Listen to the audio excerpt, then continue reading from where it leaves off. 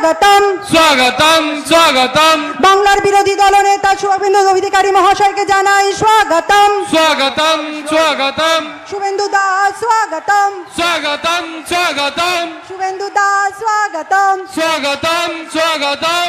একই মঞ্চে দুই বাঘ, তৃণমূলের এবার হবে বিনাশ। দিলীপ ঘোষ এবং শুভেন্দু অধিকারী মহাশয়কে স্বাগতম স্বাগতম।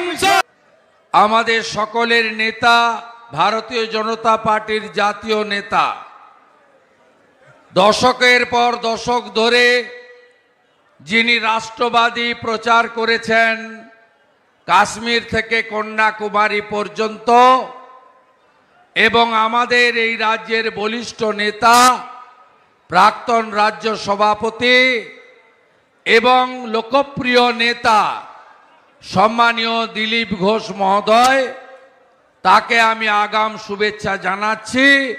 কারণ দিলীপ ঘোষ লড়লেই ভোটে যেতেন।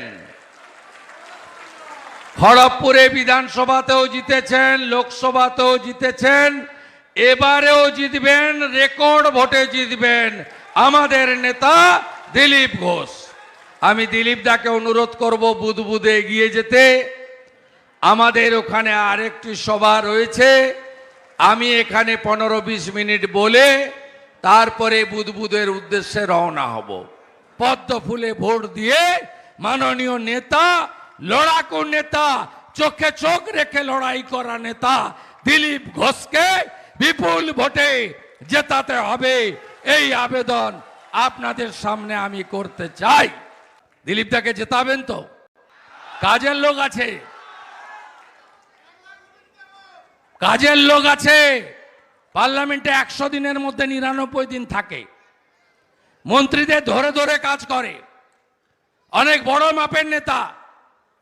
প্রধানমন্ত্রী নিজে ডাইরেক্ট চেনেন, কারো ভায়া যেতে হয় না। এই রকম একজন লোককে জেতান। এই রকম একটা বড় মাপের নেতাকে সংসদে পাঠাতে হবে নরেন্দ্র মোদীজির হাত শক্তিশালী করার জন্য। জেতার পরে আবার দেখা হবে। প্রত্যেক বুথে 6টা করে প্যারামিলিটারি, ওয়েব ক্যামেরা। মানু অধিকারী শুনুন কান খুলে, একটা বুথও লুট করতে আপনাকে দেব না। আপনি আমাদের অনেক নেতাদের মেরেছেন, যুব মোর্চার নেতাদের মেরেছেন, আমাদের কর্মীদের মেরেছেন অনেক। আমি আলাদা করে নাম বলছি না। গত 1 বছরে বহু কর্মী আক্রান্ত হয়েছে এখানে। কোন গ্রামে ঘর ছাড়া?